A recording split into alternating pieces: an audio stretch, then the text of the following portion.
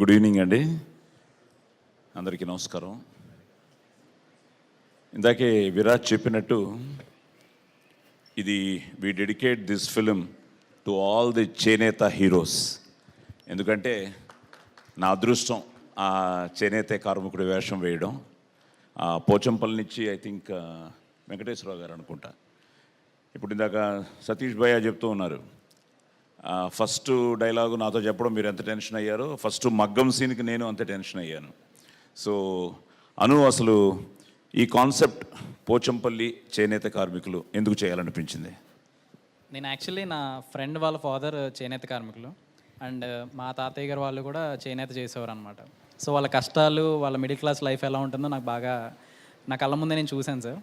So నా ఫ్రెండ్ది కూడా like ఇలాంటి ఒక ఎక్స్పీరియన్స్ అనమాట.